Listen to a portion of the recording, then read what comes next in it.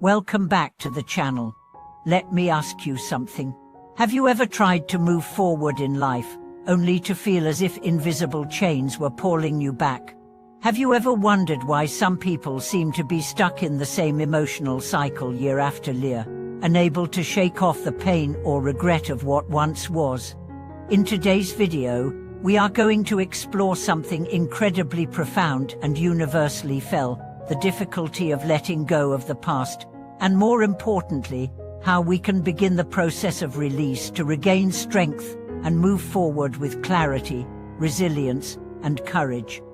We'll explore the emotional and psychological blocks that prevent us from releasing the past, why so many people feel trapped by memories and unresolved emotions, and how we can learn the skill of emotional release, not by forgetting, but by transforming our perspective.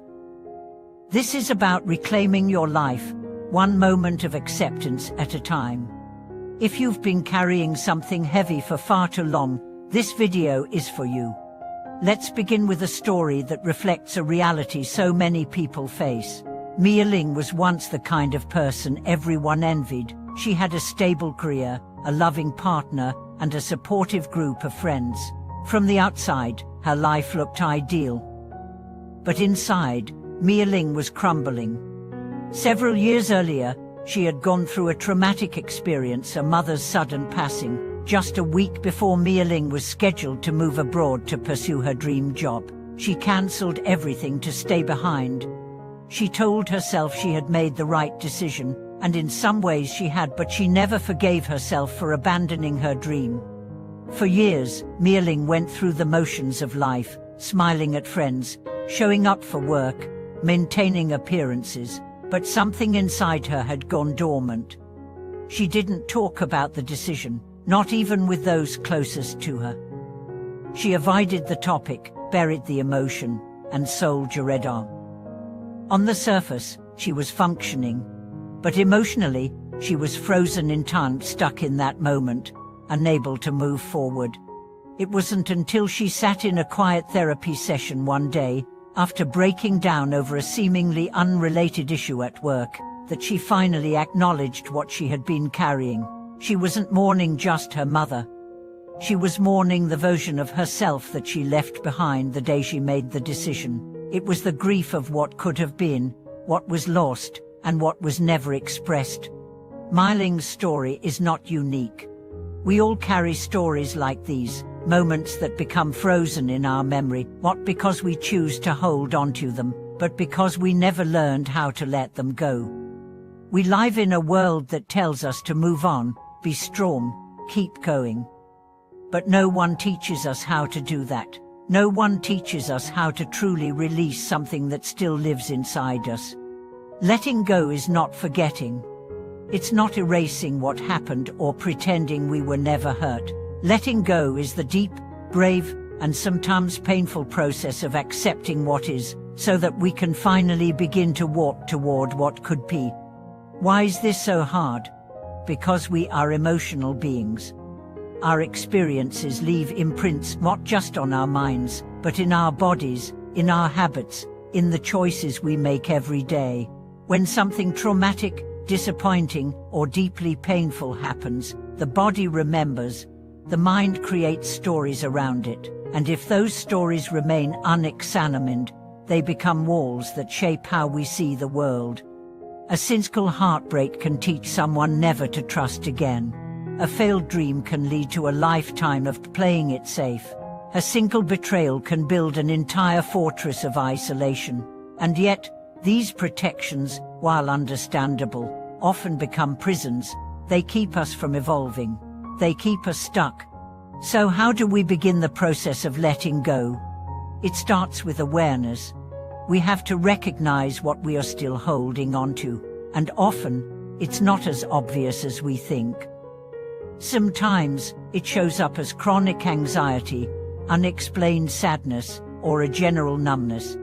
Other times, it appears in our relationships, a fear of intimacy, a resistance to change, or an inability to trust. We have to become curious about these patterns and ask ourselves, what am I protecting? What story am I still telling myself that no longer serves me? The next step is to feel. Yes, feel. Many people believe that healing comes from thinking through a problem, but emotional wounds don't live in the mind, they live in the heart, the body, and the subconscious. To heal, we must allow ourselves to fully feel what we once suppressed. This might mean grieving a loss, admitting regret, expressing anger, or finally allowing ourselves to cry. These emotions are not signs of weakness, they are signs of life, signs that we are ready to begin. Let's take a look at someone who learned this the hard way. Jian Yu, a successful chef in his late 30s, always seemed emotionally distant to those around him. He was known for his discipline and professionalism, but no one really knew him. What most people didn't realize was that Jian Yu had lost his brother in a car accident 10 years earlier, a tragedy he never spoke about. After that day, he buried himself in his work, finding comfort in the predictability of recipes and routines. But one evening, while mentoring a young apprentice who reminded him of his brother, Jian Yu broke down in the middle of the kitchen. He hadn't cried in 10 years. That single moment opened the floodgates not just of grief, but of healing. Over the next year, Jian Yu began to speak about his loss, attend support groups, and write about his emotions. For the first time in a decade, he began to truly live again. His food improved, his relationships deepened, and he no longer felt numb.